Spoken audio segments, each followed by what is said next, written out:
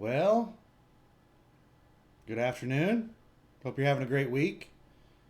Let me move the mic a little bit closer. It is Tuesday, November 23rd, and it is 12:19 p.m. Central Standard Time, local time here in Oklahoma City, where I live. I'm at home if you can't tell.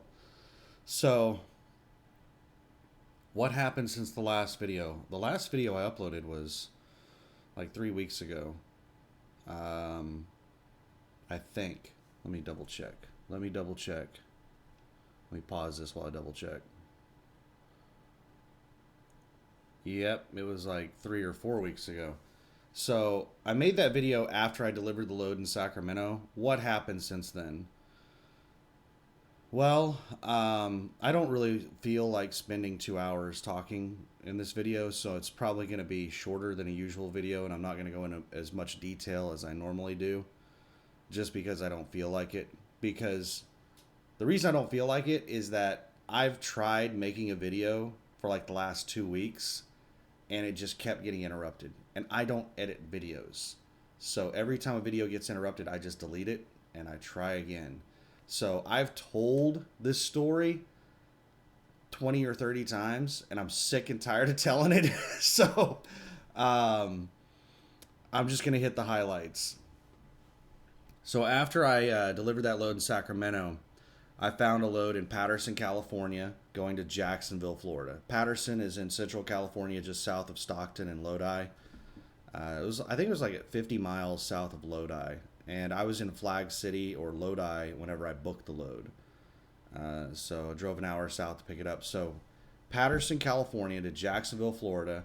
The load paid a little over $11,500. After the percentage cuts, I get 65% of the line haul, 100% of the fuel surcharge. Fuel surcharge was like $1,303. And that $11,500 amount is the full amount. It includes line haul and fuel surcharge. So um, I made about $8,000 after the percentage cuts. It's like $7,965 and some change. So drove to Jacksonville, Florida. I knew Jacksonville was a bad market. Like that whole southeast area is a bad market. Georgia used to be a really good market, but people have realized that you can deadhead out of Florida and get good loads.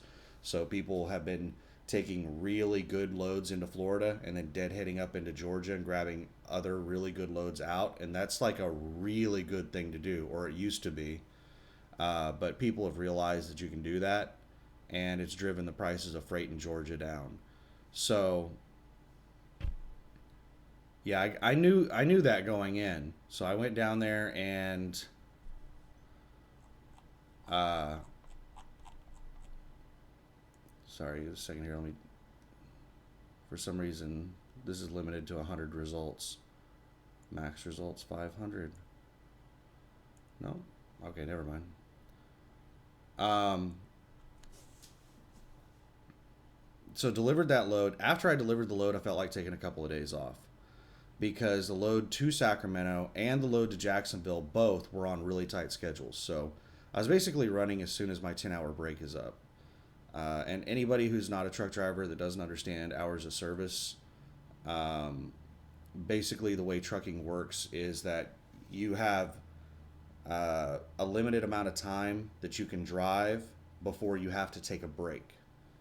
I'm not going to go into detail about the hours of service rules, but the break period generally, I mean, the hours of service rules are kind of complex to explain to somebody who doesn't understand hours of service, and I'm not going to sit here and spend 30 minutes explaining it, but um, you have to take a 10-hour break to get your time back to drive again.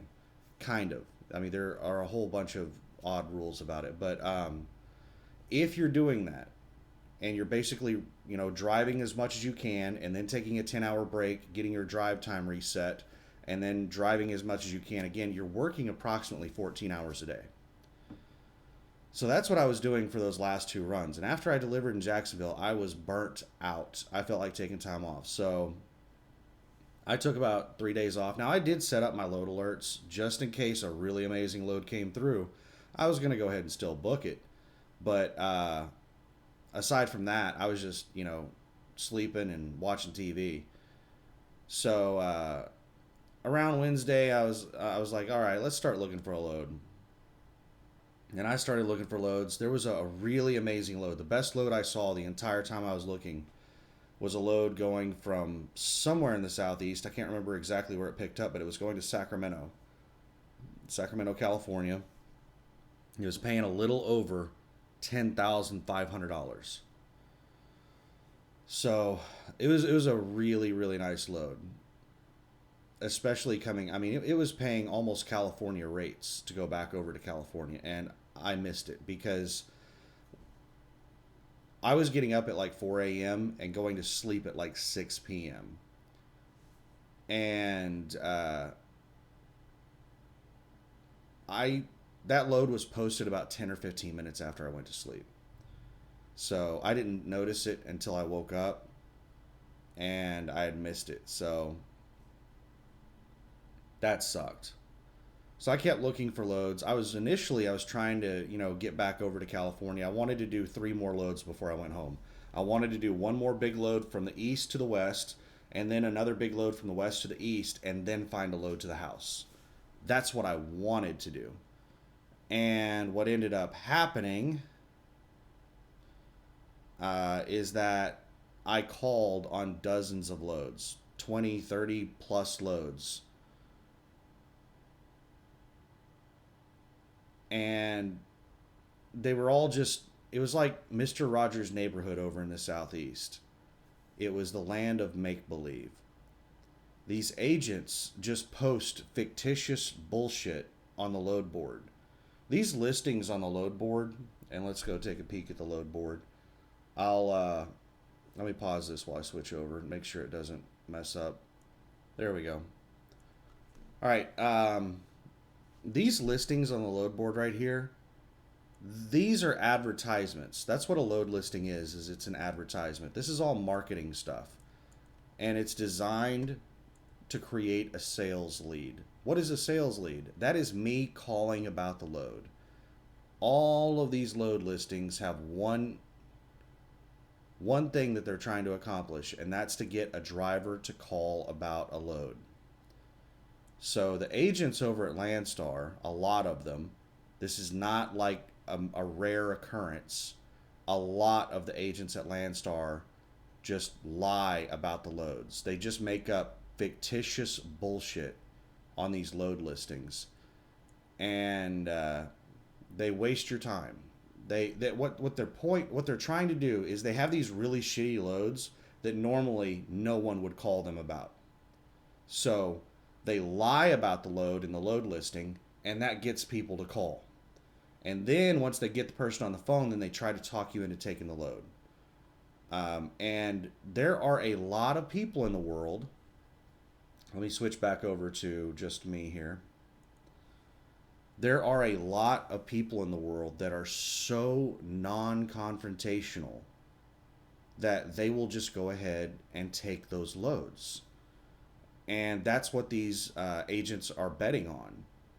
They're trying to take advantage of people, and that's that right there can trail off into another conversation about what like type of person I think can be an owner operator, because I don't think you're going to be too terribly successful as an owner operator in this industry.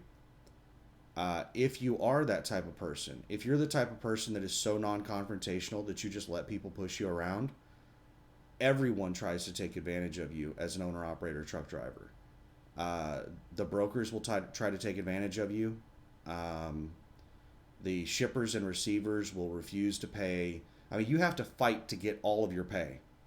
Detention pay, layover pay. That none of that. Almost like it's so incredibly rare that is just offered to you. Like even a truck ordered not used, you have to fight to get that shit. Whenever you go to the mechanics will try to take advantage of you. Almost every shop I've ever been to tries to take advantage of you. Now, I try to just go to the same shops over and over because they get to know me and they know. When I go to a new shop, they don't know who I am. And whenever they try to take advantage of me, I lose my fucking mind. I have a really I'm a very confrontational person, and I have a very short fuse, and I will fucking go like I'll start yelling and screaming and cussing people out right in the middle of their fucking lobby. I'll just lose my fucking mind on people. Well, my shop that I go to all the time knows that I'm like that, so they don't try to fuck me over. That's the reason I like going to the same shop over and over, is because I don't have to like let them know that I'm not a bitch. Like, don't treat me like one. Um, but yeah, I mean that's a whole other conversation about the type of personality I think it takes. Like, you don't have to be an asshole. Like, I'm kind of an asshole. You don't have to be an asshole um, to be a good business owner, but you have to be somebody who can get confrontational if you need to, and you don't have to get confrontational in a way that is, being an asshole.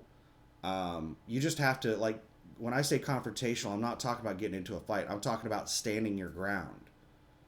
And if somebody else is standing their ground on something, you have to be able to stand your ground. That's confrontation. Even if you're being very professional about it, that's still confrontation.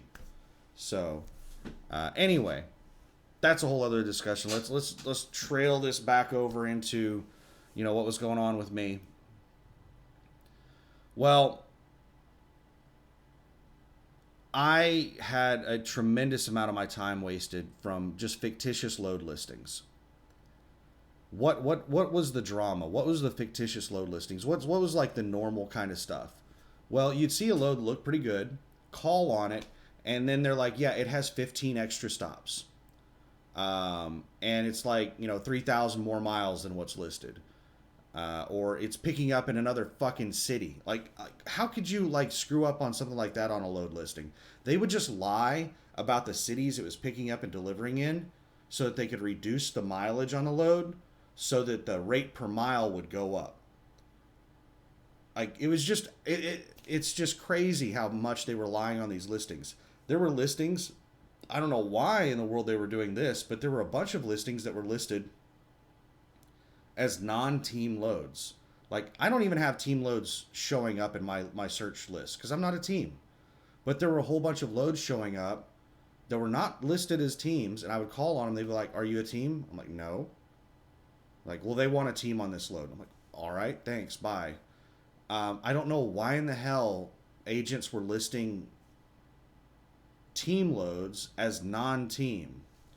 But that was another thing that wasted a lot of my time. I probably called on 10 loads that they wanted teams on. And it was soloable. Like, the pickup and delivery times could have been met with a solo driver. I don't know why in the hell they weren't flagging them as team loads. But there was just like tons of crap like that. A load would look good on the board. You'd call on it, and it would just be fictitious crap, just made up. What was on the board was from the land of make believe. And then they get you on the phone and they start telling you the stuff about the load. Yeah, that was just a huge waste of time. Landstar does not hold the agents to the same standards they hold the drivers. Landstar is incredibly strict. They're very selective about drivers, and they're very strict with the drivers. So it's hard to get on. It's hard to get leased on to Landstar, and it's hard to stay leased on to Landstar. They are incredibly strict with the drivers. The agents or the brokers, they are independent contractors that are leased on a Landstar exactly like the drivers, but they're treated completely different.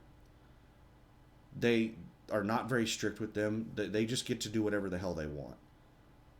It's really the only thing Landstar really cares about with the agents is that they get their cut of the money. I mean, that's about it.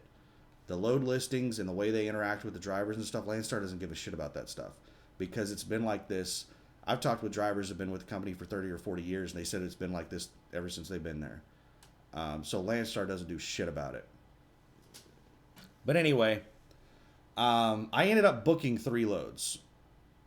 So I delivered the load on Sunday, took about 3 days off, and then I started looking for a load around Wednesday afternoon and called on a whole bunch of loads. And initially I was wanting to do, like I said, I was wanting to do about 3 more loads before I went home. Well, By the time the weekend got there, I was like, should I just go home?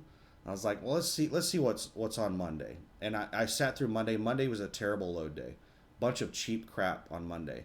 To give you an idea of how bad Monday was, with the load alerts that I had set up, I would normally get 20, 30, maybe even 40 plus load alerts in a day. Monday, I got like one or two load alerts. So there were a bunch of loads posted on Monday, but it was a bunch of cheap loads that they weren't paying well enough to even trigger my load alerts. So Monday sucked. And at the end of Monday, I was like, you know what? Yeah, I've been away from the house for like 4 weeks at this point, 4 or 5 weeks. I'm starting to run out of clothes. I've already run out of food. Having to eat out of the truck stop. Let's just go to the house, restock the truck, and, let's just find a load home. So then I started exclusively looking for a load home Monday. On Tuesday, I finally booked my first load. And this was another load from the land of make-believe. But this agent, instead of telling me all of the bullshit about the load whenever I called, they just went ahead and they told me everything on the load listing was correct. And they booked the load onto me. They got all my information, assigned it to me and all that shit. And then after that, they called me like 30 minutes later to go over the details of the load. And like 30 minutes after they booked the load onto me, they call me up and they're like, yeah, it doesn't actually pick up in Augusta, Georgia. It picks up over in some city in South Carolina. I have no idea where the city was at. Like Beach Island is like right next to Augusta, so it's not a big deal if it was someplace like Beach Island. But I didn't even get around to looking the city up. I didn't recognize the city name because right after he told me it was picking up in another city, he told me it had 3 extra stops on it. And I was just like, I couldn't believe this bullshit. Like this one went like a step beyond the rest of the agents. The rest of the agents, at least whenever I called in, they told me the load was bullshit and told me the truth about the load before they booked it onto me. This asshole just told me that, everything on the board was correct. When I call about a load, the questions I ask is this. This is what I ask. I ask, is everything on the load board correct? The pickup delivery times, the pay, the weight, it's not hazmat, everything that you have listed, is all of that correct? And is there anything that you left out? Like, is there any drama with the load? Like, is it a driver unload? Are there extra stops on it? Is it hazmat? Does it require a lift gate? Is there anything else that you forgot to put on the load board listing? Those are the questions I ask before I book a load. And this person told me everything on the board was correct and there wasn't any extra stuff that was left off. And then after they booked the load on me, 30 minutes later, they call me and tell me, it's got 3 extra stops. It's picking up in another city than what it was listed as. And I was like, I'm not doing this load. No. Take this crap off of me. And, hung up on them. Next load I booked was a load from Huntsville, Alabama to, that first load was supposed to be Augusta, Georgia to Woodward, Oklahoma.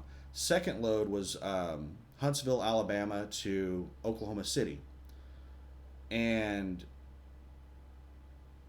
the agent that I called on that one, whenever I called, he had me on speakerphone.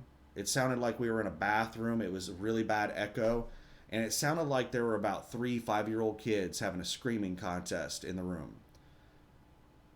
It was pretty obvious that he was at home. And by the way his demeanor and the way he was talking, it sounded like he was half asleep, sitting in his recliner, watching TV. He didn't want to work. So I asked him all the stuff. He said everything is correct on the load listing. There's no extra drama with the load. And I was like, all right, let's go ahead and book it. And this was 4 o'clock in the afternoon, Eastern Standard Time. So this would be 4 p.m. Eastern, 3 p.m. Central, 2 p.m. Mountain, 1 p.m. Pacific. So this wasn't like late in the day. This was, there's still another hour or 2 left in the day for most brokers. So he tells me, all right, I'll send you the information on the load in the morning. And I was like, okay, but I'm planning on leaving as soon as we get off the phone and driving. I'm going to drive to Huntsville, Alabama. It's a 500-mile deadhead from where I'm at to Huntsville. So, can you tell me with certainty that I have the load right now? Because I don't want to drive to Huntsville and then you call me up in the morning and tell me that you weren't able to book the load. And he's like, no, no, no, you got the load. You got the load. You for sure have the load. You can go ahead and drive to Huntsville. And I'm like, all right, well, I'm going to start driving once we get off the call, and I'm going to drive 500 miles to Huntsville. So if, anything changes, let me know as soon as possible.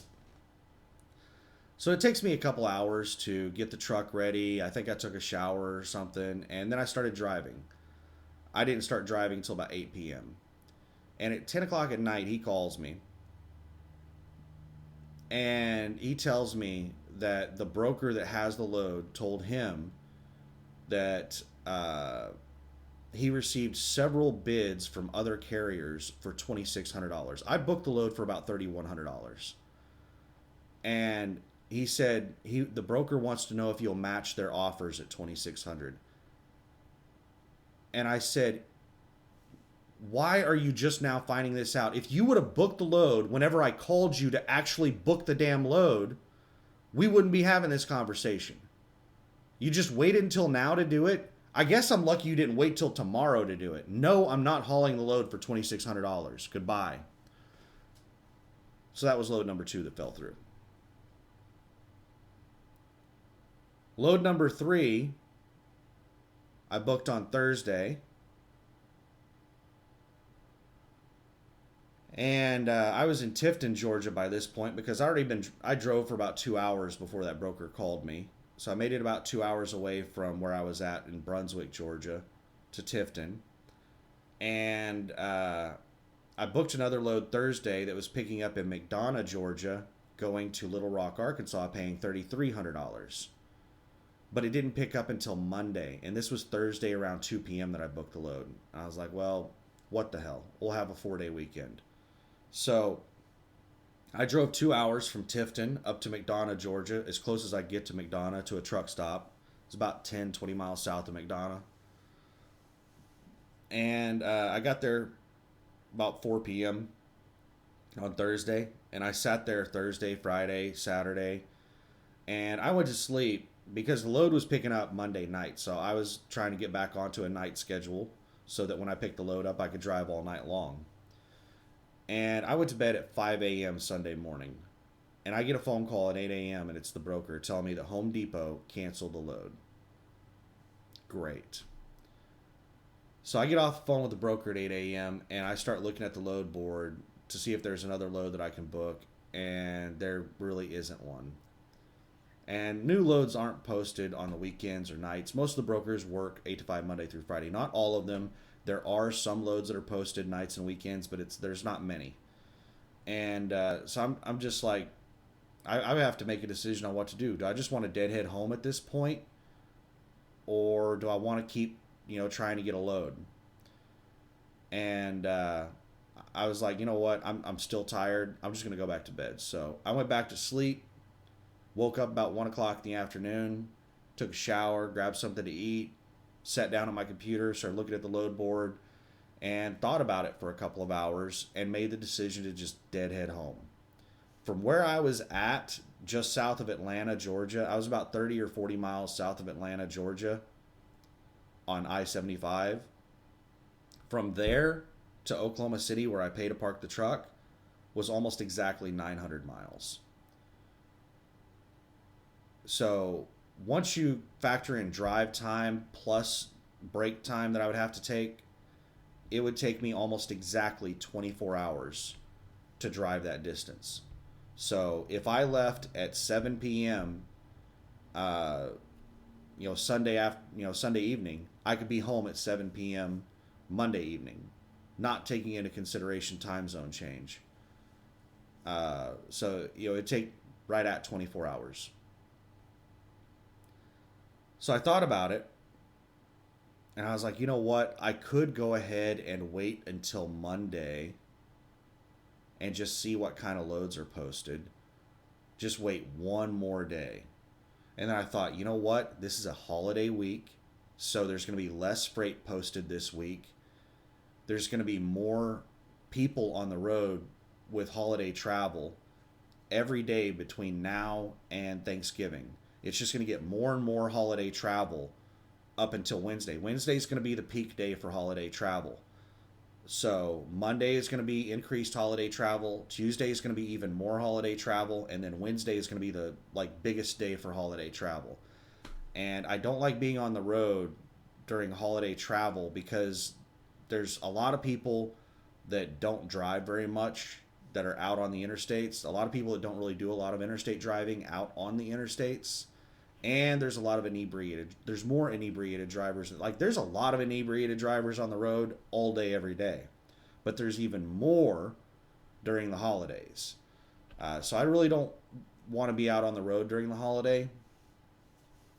And I was thinking, okay, number one, Mondays suck for freight. The last Monday, there were no good loads that were posted on Monday.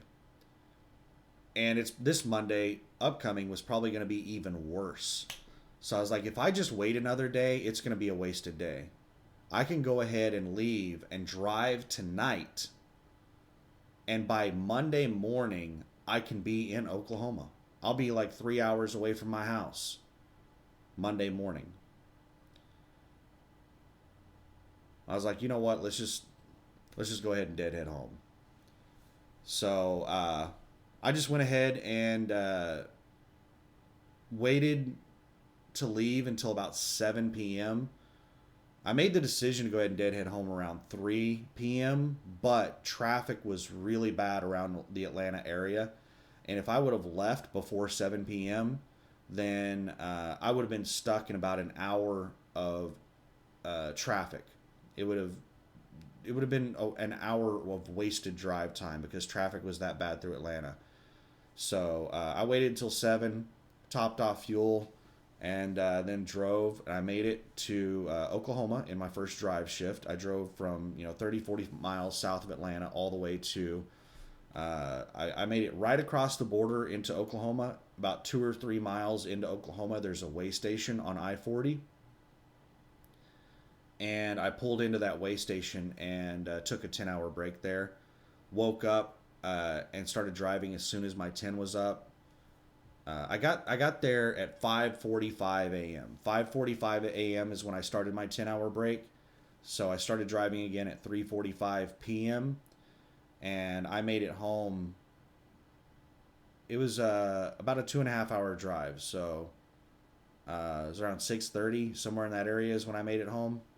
Or that's when I made it back to the place where I parked the truck. Then I had to unload all the crap from the truck to the car, and then I drove from from there to here.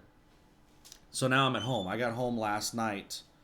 I actually made it to the house probably around 9 p.m. because I stopped and got some Panda Express on the way, and they gave me somebody else's order. I was really looking forward to eating some Panda Express because I've been eating some really shitty Wendy's. I don't know what it is, but the fast food places at the truck stops, they don't have the same quality of food as the fast food places outside away from the truck stops. And I think it's because the fast food restaurants here in my neighborhood where I live, if they give you some messed up food, they're going to get feedback on that. There's going to be complaints. There's going to be people drive back down there and throw that food on the counter and say, I'm not eating this crap. I want my money back. I want this. I want that. The people will throw a tantrum over it. At truck stops, they're giving this shit out to truck drivers who are probably not going to bother going back and giving any feedback on it. If they get bad food, they're just going to keep going. So maybe that's the reason the truck stop restaurants, their food sucks so bad in comparison to the exact same restaurant outside of a truck stop. Because Wendy's isn't that bad, but the Wendy's at the truck stop sucks. But anyway, I was really looking forward to some Panda Express. I sat in line for probably 40 minutes to get my order in the drive-thru. It was a really long line in the drive-thru. And then they gave me somebody else's damn order. So that really sucked. Let me pause this for a second. Sorry, I needed to spit. You didn't need to see that. So that's what's going on with me. That's I'm at the house now, and let's go back over to the load board and see what kind of loads we got. Let's check outside and see what's going on. So I already did a grocery delivery. Walmart just delivered some groceries to me about an hour ago. And every time I do grocery delivery, I order peanuts and I sometimes order apples. So I'll put peanuts, that's a pile of peanuts, and those are some apples, and that's a bowl of water. I put food out for the animals. I like putting food out for the animals. It's one of my favorite things to do when I'm at home is put food out for the animals and watch them. It's mainly squirrels, but at night I have raccoons, possums, and skunks that will come over here and eat this stuff up. So that's one of my things I like to do is sit here and watch the cameras and watch the animals eat the food. But let's check out the load board and see what's going on.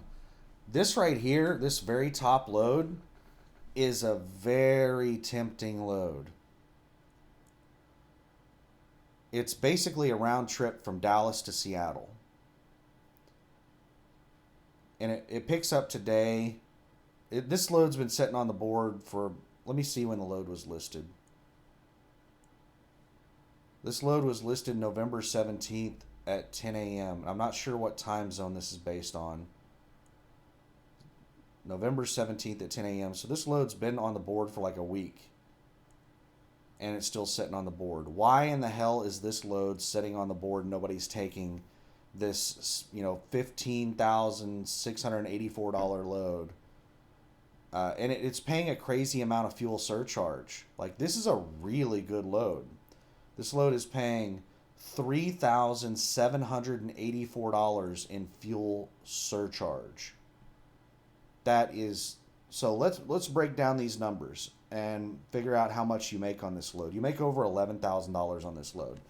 So the line haul is $11,900. So do 11,900 times 0.65. You get 65% of the line haul. That comes out to $7,735 that you're making on the line haul.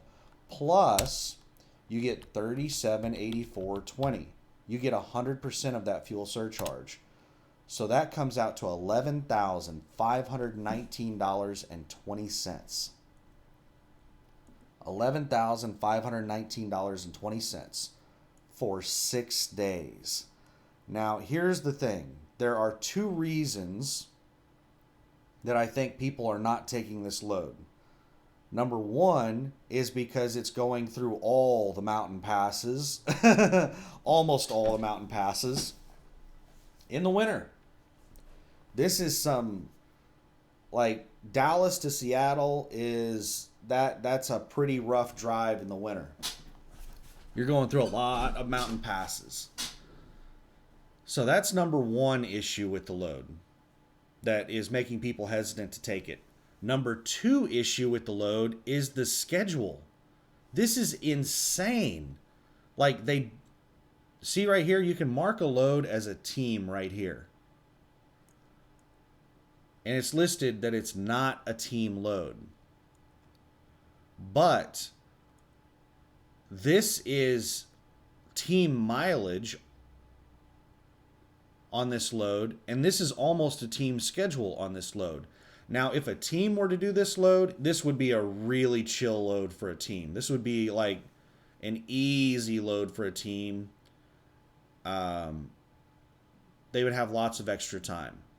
But for a solo driver, it's almost not possible. There are two things that have to happen. Actually, there are three things that have to happen in order for a solo driver to be able to make these schedules.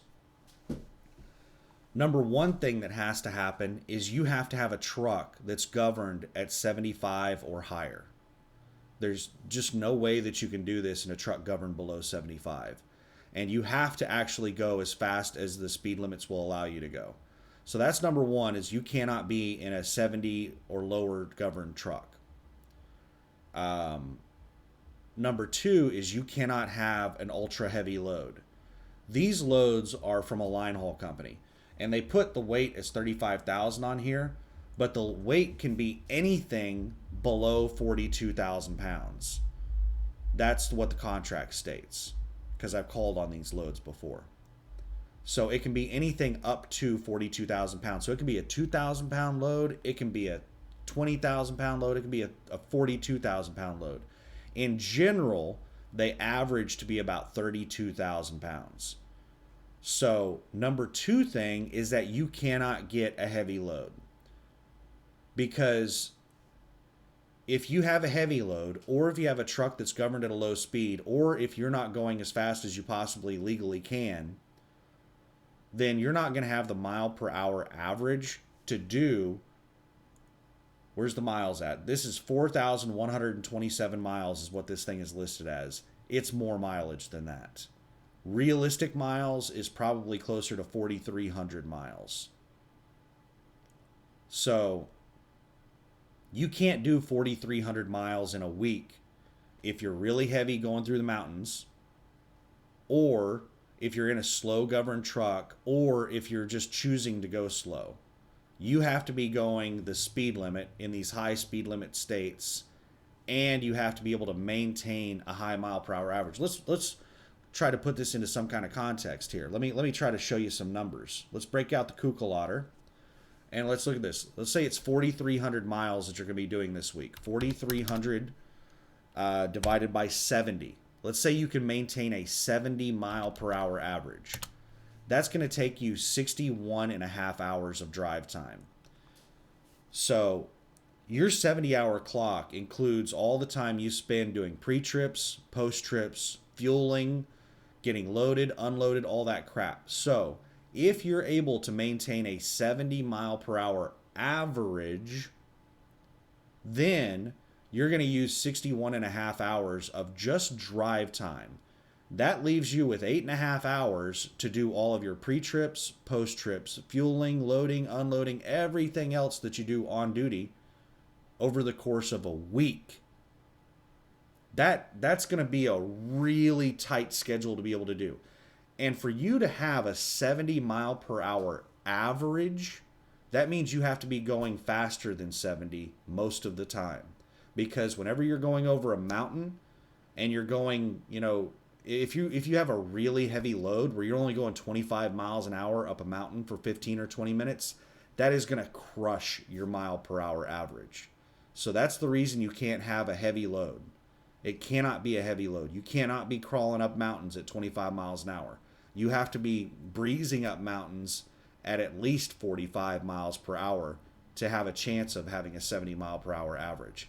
And then whenever the speed limit is 75 or 80 miles an hour, you need to be doing 75 miles an hour. I don't know if you have to do 80 when the speed limit's 80, but that would help.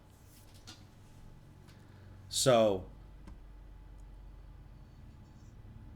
that, and those are the third thing is weather. If you hit any kind of bad weather that ruins your mile per hour average, then there's no way that you can make these appointments, these schedules. What in the shit are these guys doing?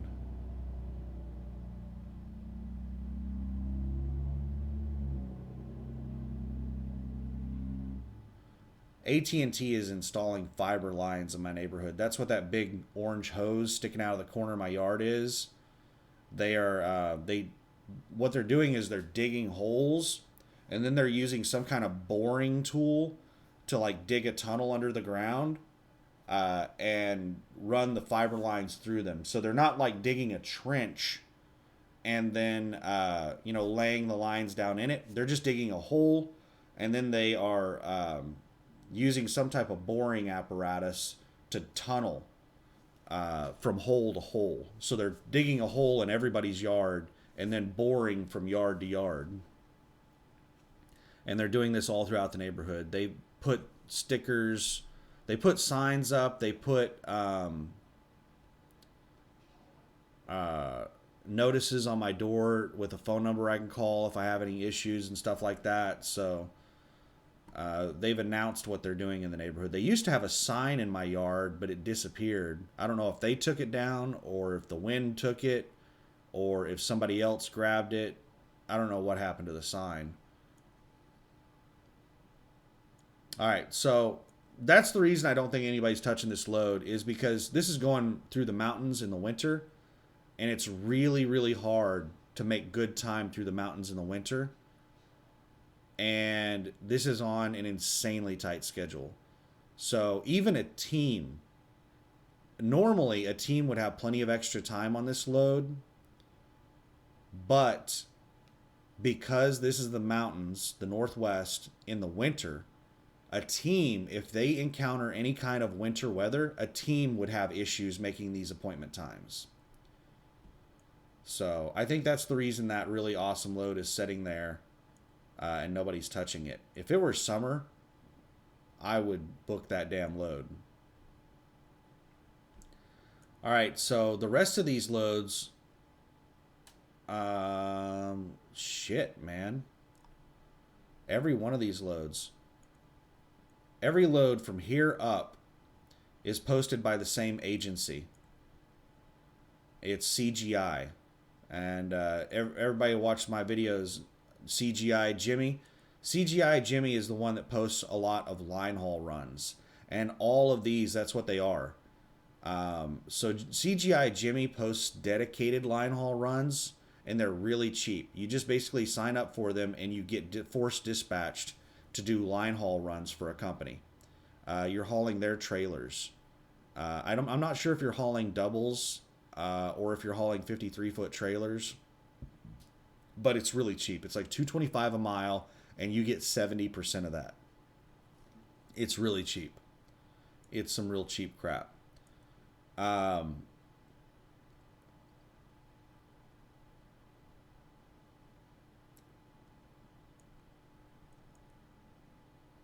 That's what all of these loads are. All of these loads are the non-dedicated stuff. These are the dedicated stuff is, I think, just running in a small region, whereas these are like taking it from region to region.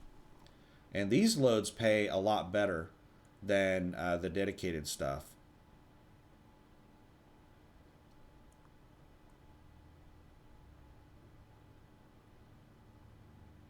McPherson, Kansas to Tukwila, Washington.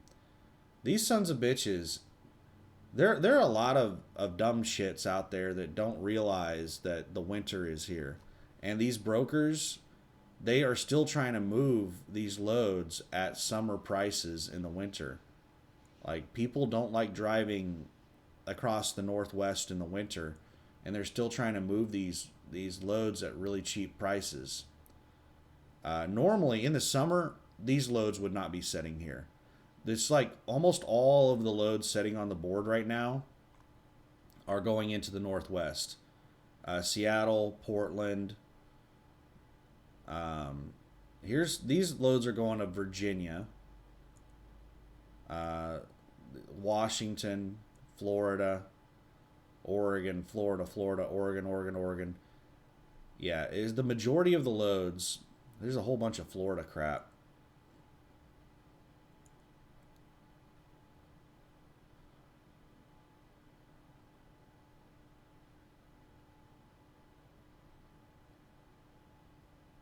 There's a whole bunch of loads that are going to the Northwest, Oregon and Washington, that normally during the summer they would not be sitting on the board. People would be jumping all over those loads. But in the winter, people don't want to touch that crap.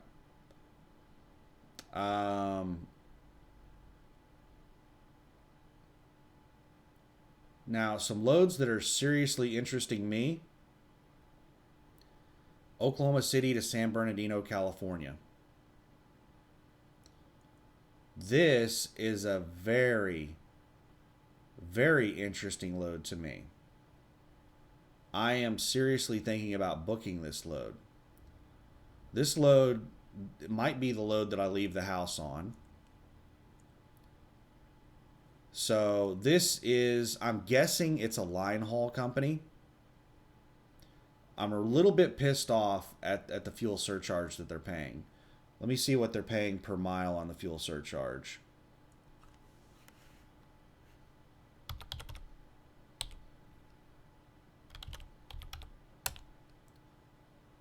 They're paying 40 cents per mile fuel surcharge.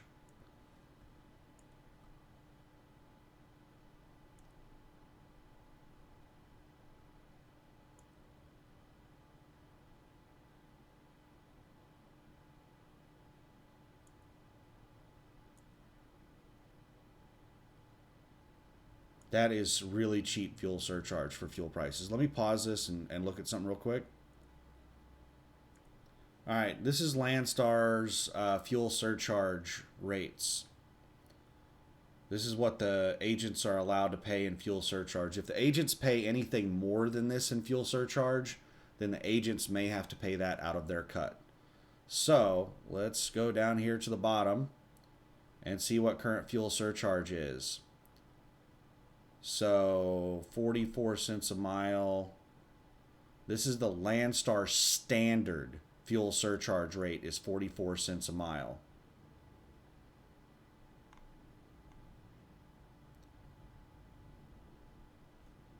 And these are regional fuel surcharge rates: New England, Rocky Mountain, and West Coast. So West Coast is 55 cents a mile fuel surcharge.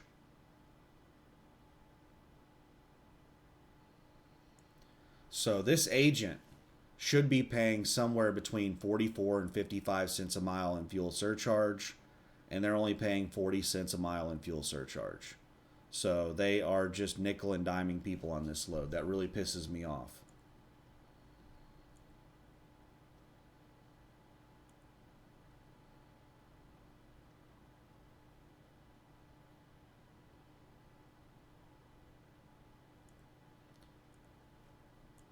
But this load picks up in Oklahoma City.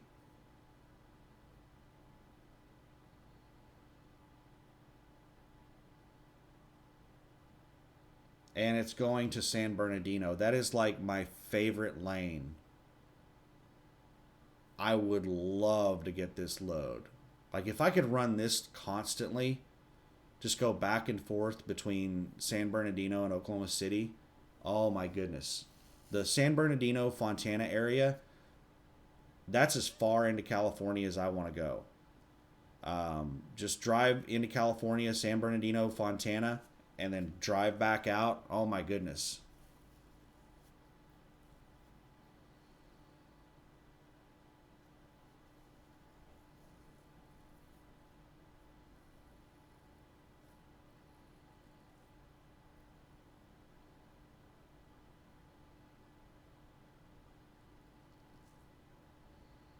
You know what? Let's call on that.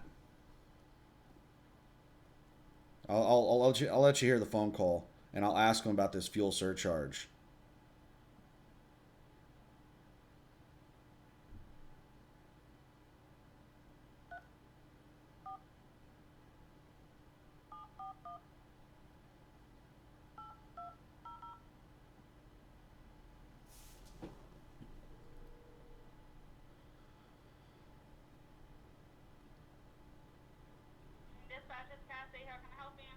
Hello, did you say Kathy?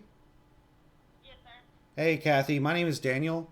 I'm calling about a load that you have posted from Oklahoma City to San Bernardino. It doesn't pick up until December 11th.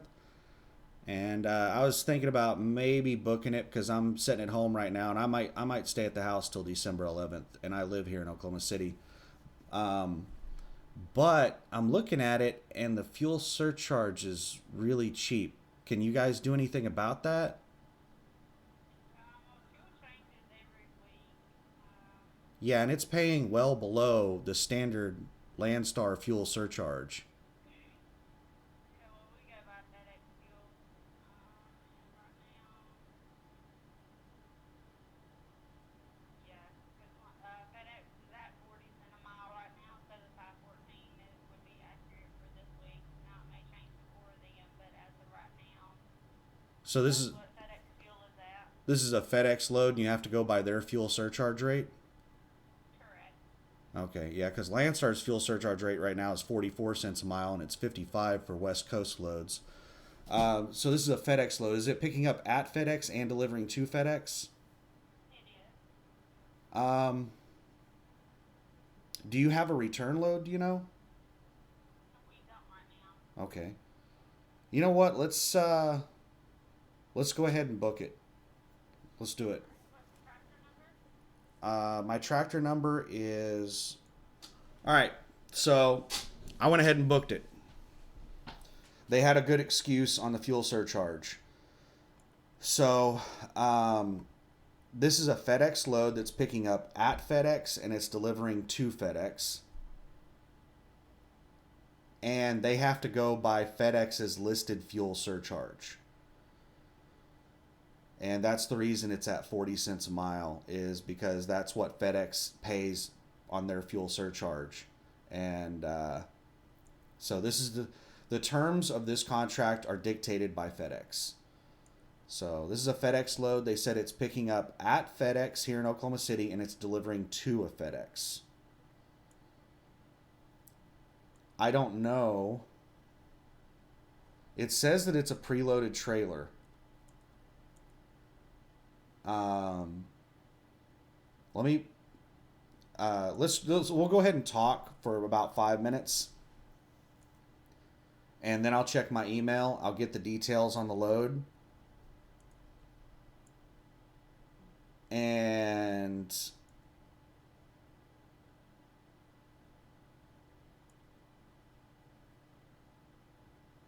then we'll look at the details of the load, see what it says, see if I'm hauling a FedEx trailer or if I'm hauling a Landstar trailer. I'm betting that it's going to be a Landstar trailer.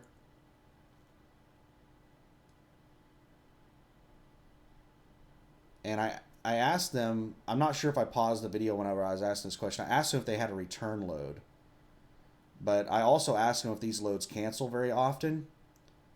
And she said no, these loads move 5 days a week.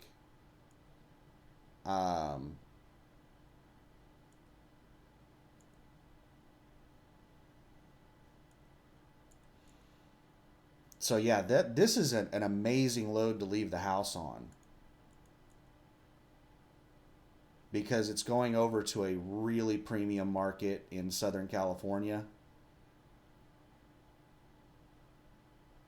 This is like a really, really awesome load to leave the house on. So this is basically this. I'm going to be home for, let's see, 2.5 weeks. So today's the 23rd. I actually got home last night around like 9 p.m. or something. So let's not count yesterday. So we'll say the 23rd through the 30th will be 1 week, and then the 7th will be 2 weeks, and then 4 days until the 11th. So 2.5 weeks. So I'm going to sit at home for 2.5 weeks, and then I'm going to leave the house on this load right here. So let me pause this and check my email. All right, they haven't sent it over yet. This better be a Landstar trailer. I don't want to haul a FedEx trailer. Like, I wouldn't mind hauling a FedEx trailer. The thing is that if I haul a FedEx trailer, then whenever I drop the load off, like if this was a FedEx trailer I was going to be hauling, then what would happen is I would drop off my Landstar trailer at FedEx.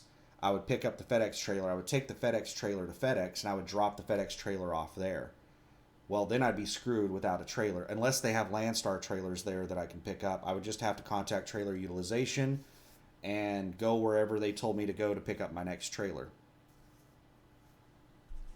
So that's the reason I'm looking forward to getting the emails to get the details about exactly how this load works. Let me pause this again. So the email still hasn't come in. Whenever it comes in, we'll take a look at it. But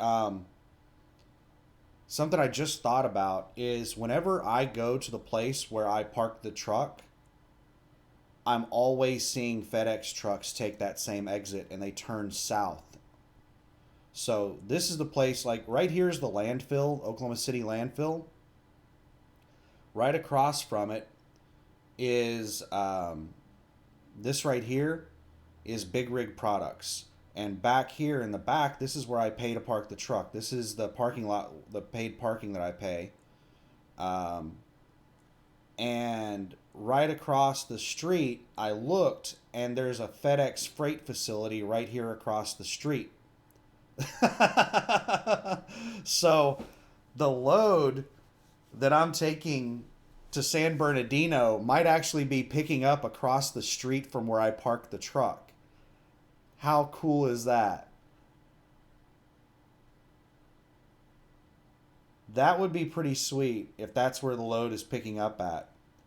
Because like, my truck is right here. I would just drive right across the street and pick this load up. Oh my goodness. That's pretty awesome.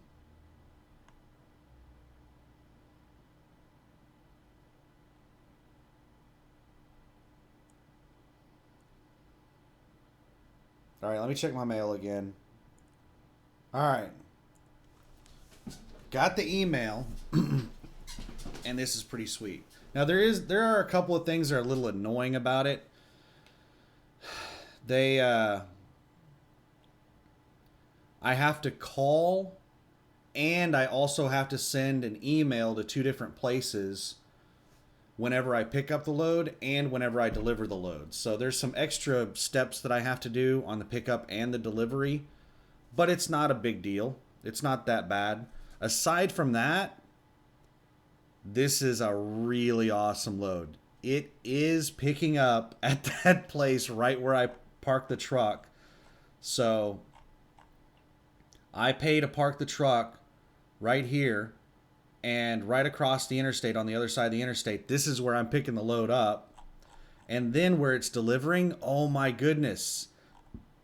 This is an amazing delivery. So this FedEx place that I'm delivering to is right on the edge of town.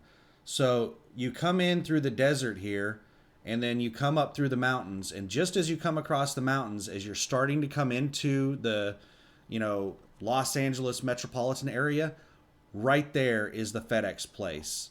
It is one of the first places that you go to, right at the edge of town. So I'm not having to drive through town to get to it or anything. It's right on the edge of town. This is awesome. Yeah, this where this FedEx place is at, it's just, this is an amazing run. This is absolutely amazing. Look at this really bad traffic jam right here. It's probably a nasty accident. It's got traffic backed up for quite a ways.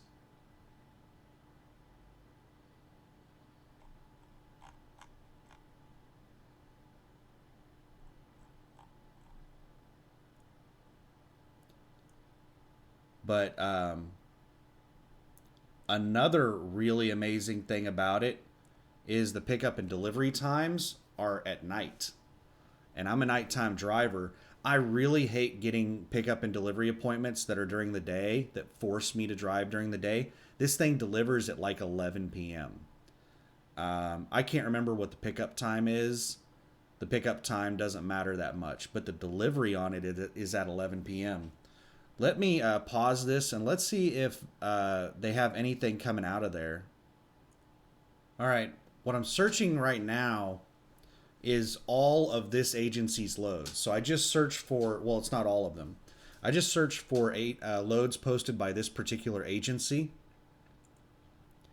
And they have a lot of team loads. So I changed it to where it's only showing non-team loads. They had a ton of loads coming out of San Bernardino, but they were team loads. Let's see if they have any solo loads coming out of San Bernardino.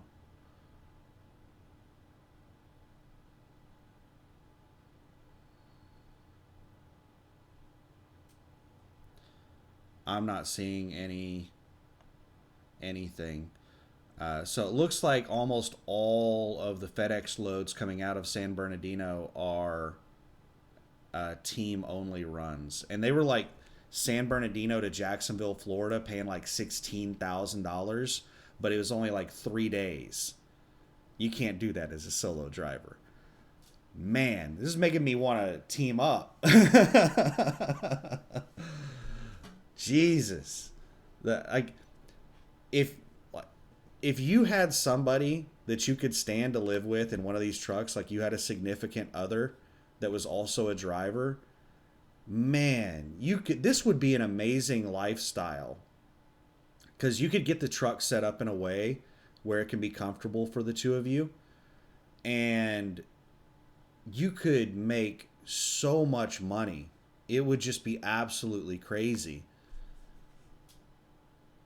Like I see team loads paying crazy amounts of money all the time. Whenever somebody's doing Landstar load board videos and they're showing those really, really amazing paying loads and they're not telling you any details about the loads, most of those loads are like they're either custom critical or they're just regular team loads. And custom critical or whatever the express loads or whatever they're called, the critical express loads, those are team loads.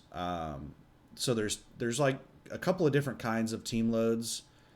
But the loads, whenever somebody's doing a Landstar load board video and you're just seeing these crazy priced loads, those are usually team loads.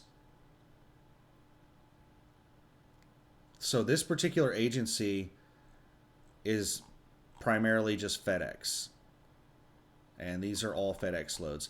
There was another agency that I saw that had Walmart dedicated stuff, and it was paying really well.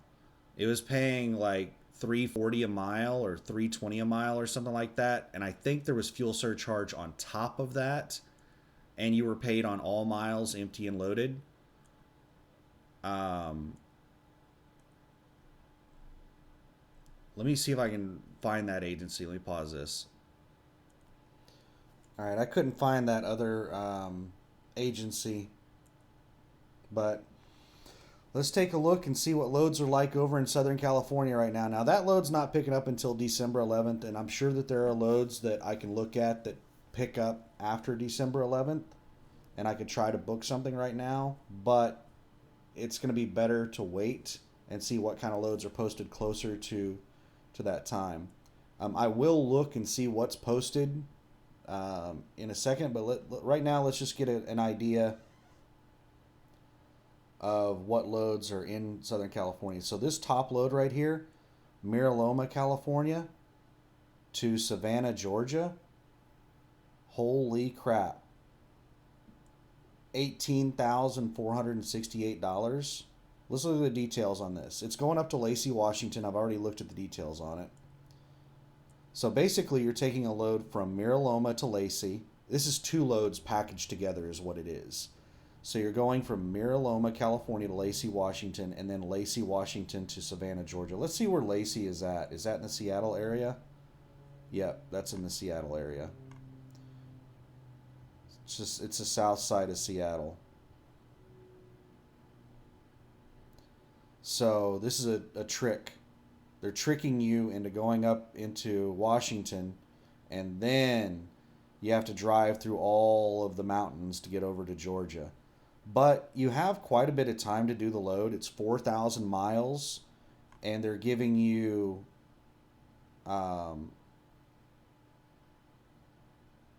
so you don't have a whole lot of time to get to Lacey, Washington, but you have from the 25th, you have like 8 days. So there's 31 days, I think, in November. So you have from the 25th through the 2nd, so that's like 8 days to get all the way over here to do about 3,000 miles approximately. So that should allow you to make it through the mountains, even if there is winter weather, as long as there isn't like multi-day shutdowns on the road. You should be able to make it through these areas. I would probably take that load. The only thing that really sucks about this load is the fuel surcharge. This is an absolute joke on the fuel surcharge. 34 cents a mile. This is a really big mileage run. And with them going this cheap on the fuel surcharge, this is pretty ridiculous. I might refuse this load just based on the fuel surcharge. If they wouldn't be willing to go significantly higher on the fuel surcharge, I might just tell them nah. Like on the load that I just booked, it's a short mileage run. It's only like 1,300 miles. So the difference between 40 cents a mile and 44 cents a mile in fuel surcharge isn't very big. But if you're talking 10 cents a mile over 4,000 miles, that's, 400 bucks. And they can go a lot better than that on the fuel surcharge, especially driving all up and down California the way they got this load set up. But I would be very, very tempted to take this load. Let me see how much you would make. Let's break out the calculator and work out the percentages. So it's 17,103.02 times 0.65.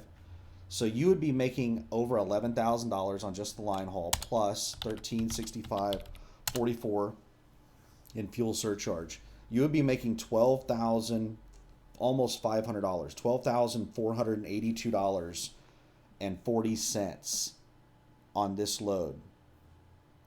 Taking this load from Mariloma, California, all the way up to, basically you're going from the LA area to Seattle and then all the way over to Savannah, Georgia. So it's two loads. A load from LA to Seattle and then a load from Seattle to Savannah, Georgia. And you're making $4.60 a mile on the full rate.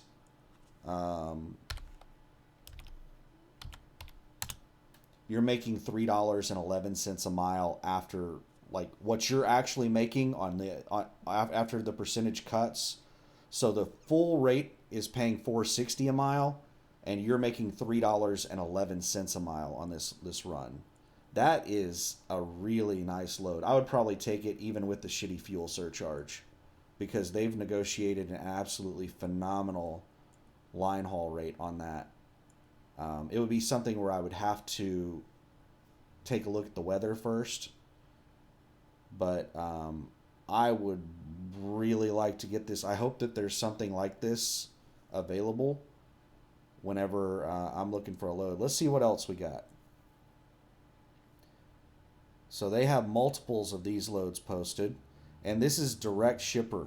This Y right here means that this is the Landstar agent is working directly with the shipper on this load. So this is contract stuff. So this is most likely going to be posted over and over and over again. They might have this load every week. San Bernardino to Elk Grove, California. So this is some kind of round trip load. Let's see where they have you going.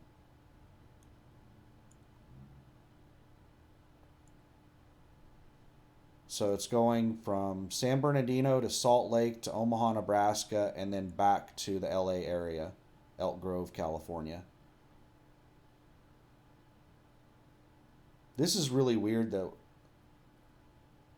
So same route available every week for solos. Please call to be dedicated. Wow.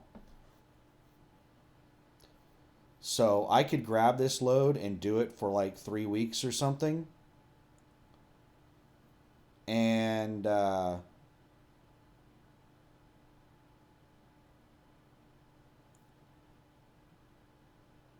then I can go back home and take some time off.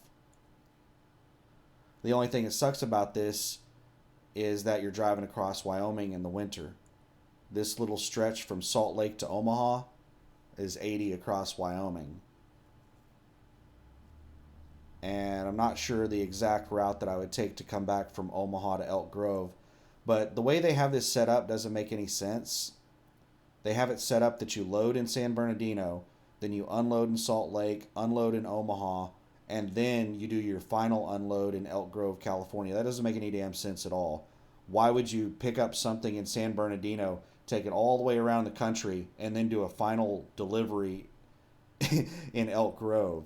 More than likely, this is actually 2 different loads, or maybe even 3 different loads. You're probably taking a load from San Bernardino to Salt Lake, and then a load from Salt Lake to Omaha, and then a load from Omaha to Elk Grove. It's probably 3 different loads. But let's see how much you'd make on this. This is pretty much a 7-day run. This is a 1-week run, And let's break down the numbers on this. This is a pretty sweet gig. So 94.57 times 0.65 because you get 65% of the line haul plus 24.51 in fuel surcharge. That's $8,598.05. So $8,600 a week gross to the truck just doing this load over and over. So if I went out and did that for 3 weeks, that would be a pretty damn good month. I find a load going over to Southern California, and then I do this little run. I don't really like it because it's going across Wyoming. It's not paying like crazy good money that would lure me into driving across Wyoming. I can find other stuff that pays very similar to this out of Southern California. So it's not paying like a Wyoming premium. Let's put it that way. But it's a pretty solid run. The only thing that makes this really appealing to me is that I could do it like 3 weeks in a row.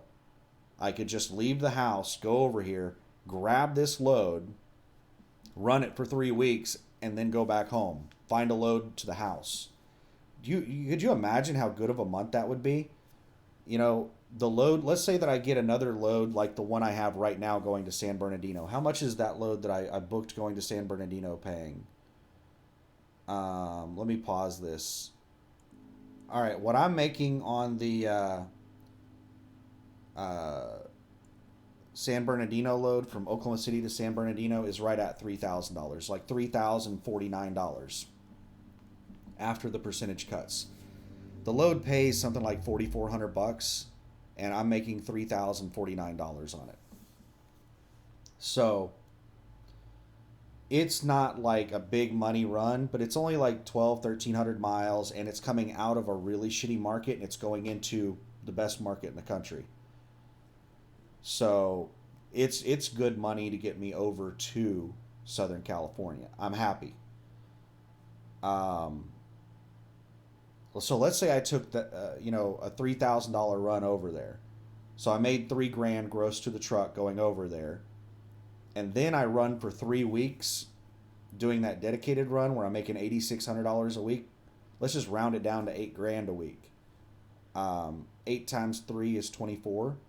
So at that point I made $27,000, and then let's say I find a load getting back home.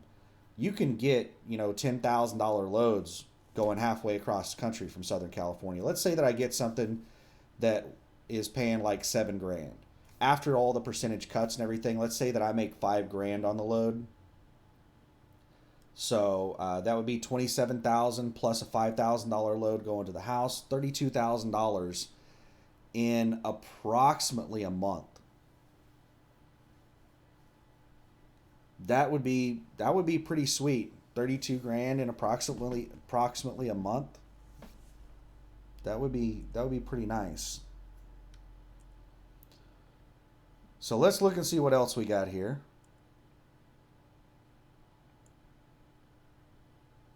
What is this? This is these are loads I'm looking near my house.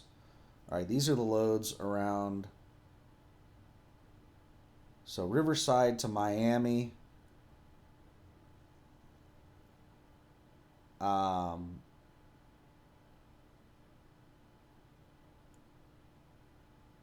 Yeah, I'm not really wanting to drive all the way to Miami, Florida.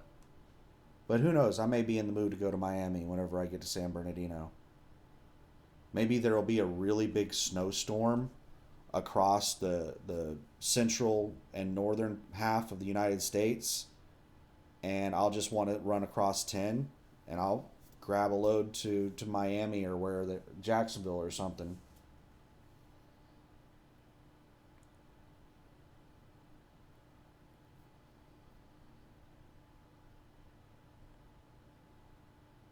They got tons of these Riverside to Miami. It's just a whole bunch of different agents listing the same load. Whenever they get the new version of the load board, it's supposed to compile all of the same loads, the relisted loads, into one single listing. That's one of the features of the new load board. I'm looking forward to that new load board coming out.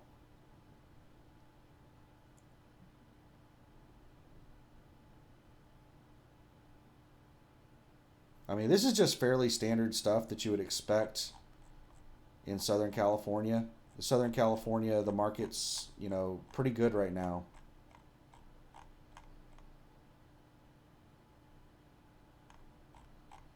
Let's sort by rate per mile. I don't know why it goes to cheapest first. It should, go to best paying first. What the hell? There we go.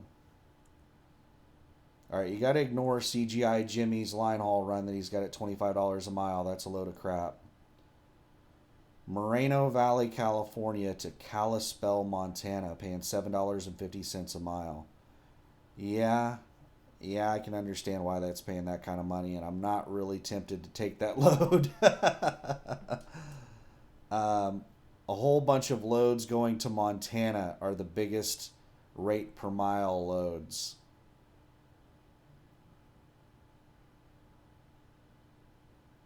Oregon, Washington.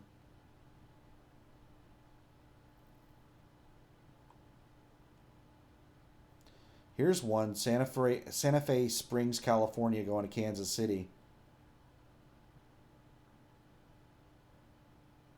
8,500. This is basically a load to come back to the house on. Like I said a minute ago, you can get like $8,000 runs that are going halfway across the country instead of taking these $10,000 runs that are going all the way across the country.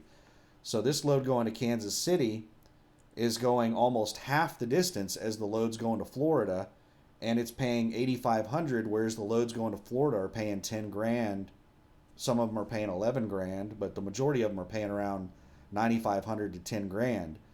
So why in the hell would I go all the way across country to Florida when I can just go halfway across the country to Kansas City? And Kansas City is a really good freight market, whereas down in the southeast is a fucking quagmire. You get stuck down there with some bullshit. So let's see what the details are on this Kansas City load. This is a really, really nice load. 48-hour drop at shipper and 48-hour drop at receiver. That's the reason it's paying so well, is they get 2 days to load and 2 days to unload. So, yeah, that's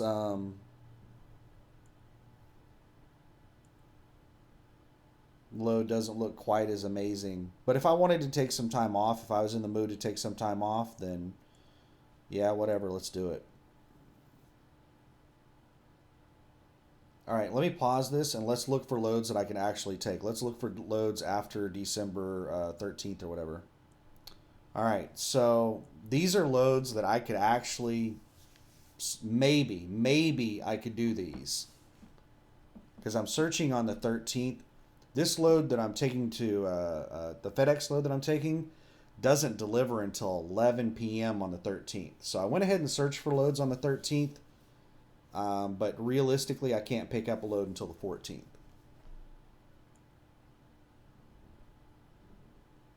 And let's see what day of the week. So the 13th is a Monday. So I'm delivering Monday night.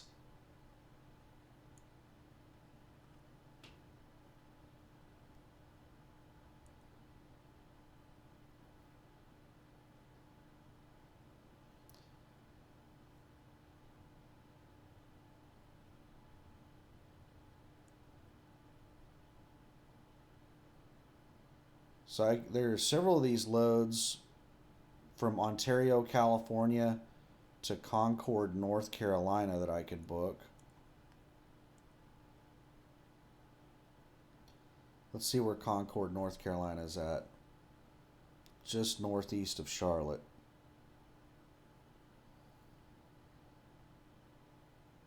Basically take I-40 all the way across the country.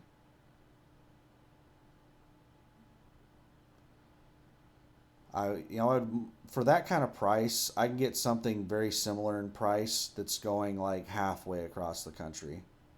So for right now, there's nothing on the board that I would want to go ahead and book at this moment.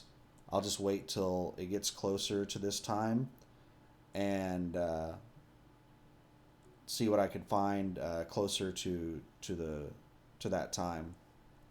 So we got a good load. The video's gone a lot longer than I expected it to go, and I was not expecting to book a load today. Like booking that load was just, I didn't really want to set it home that long. It's 2.5 weeks of setting it home.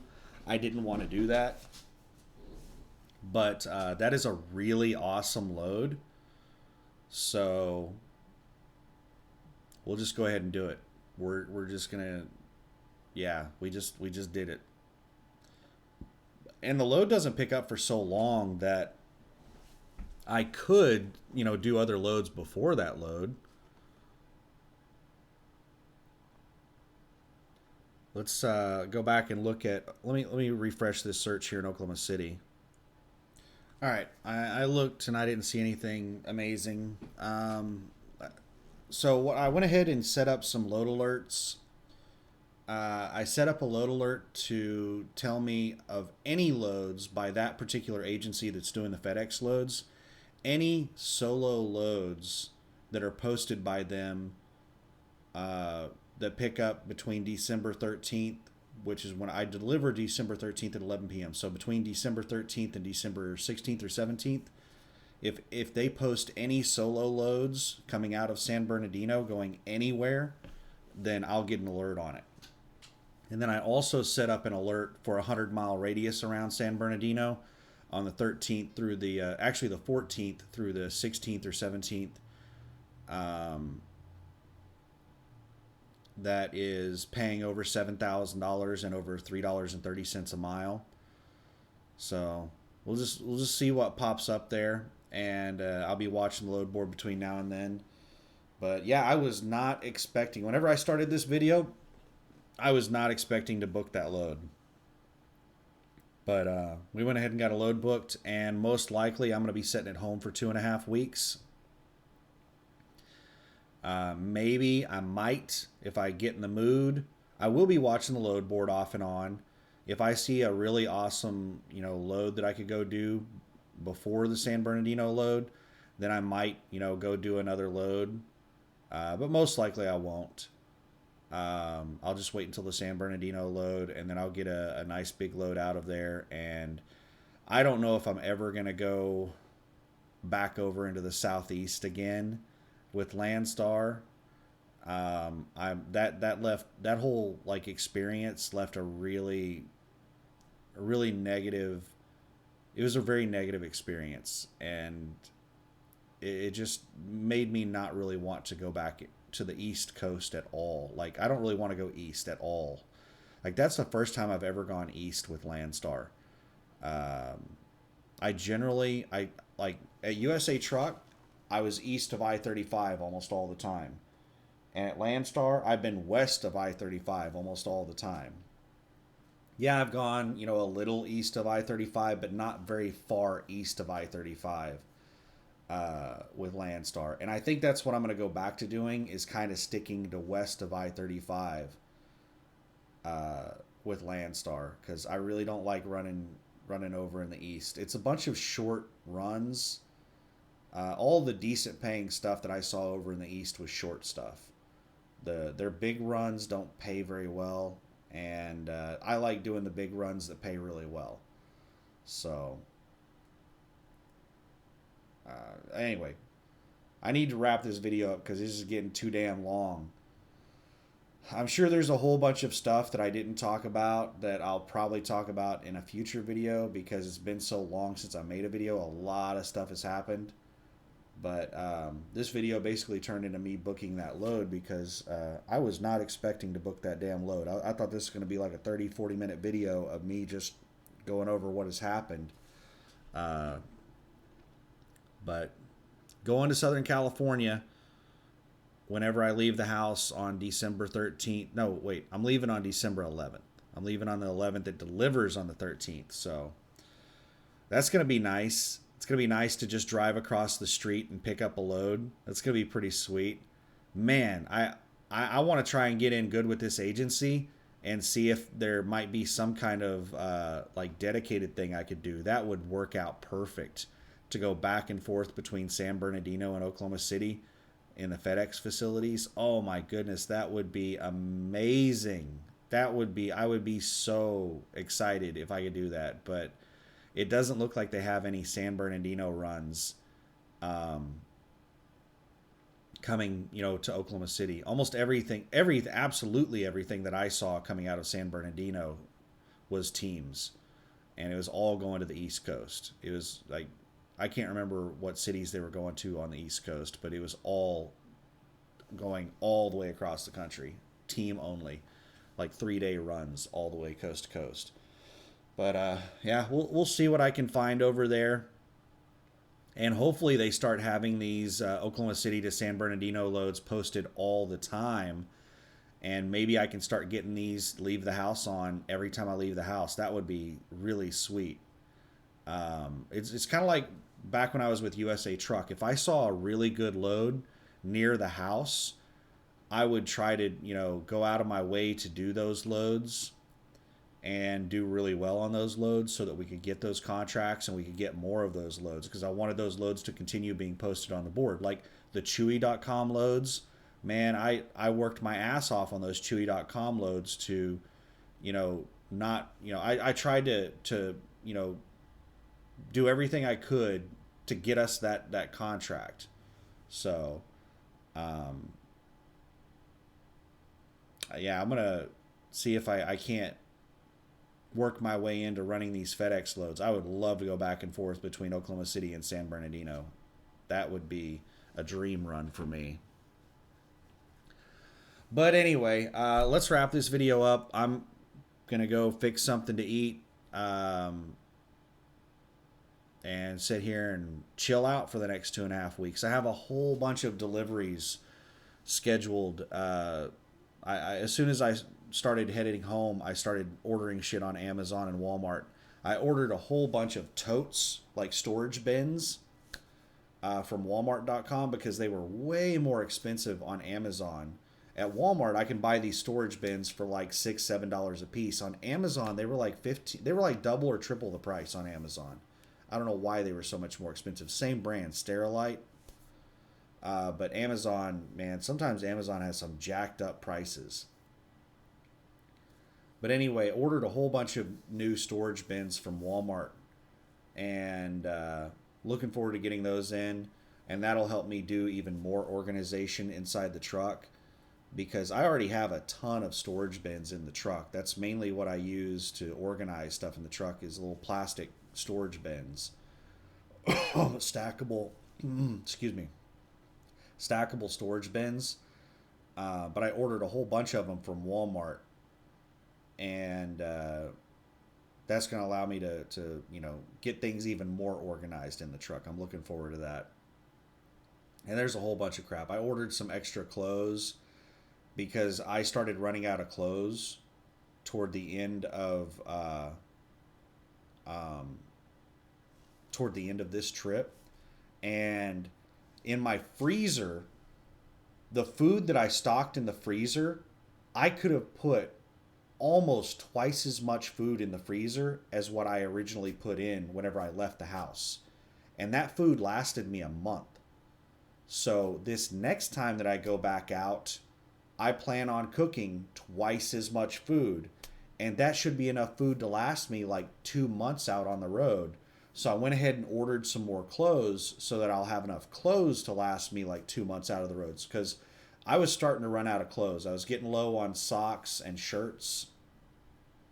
So I've started ordering more clothes for the truck. So yeah, it's trying to increase my longevity, because that was a big factor in me deciding to go ahead and come back home, was starting to run out of clothes, and I'd already run out of food.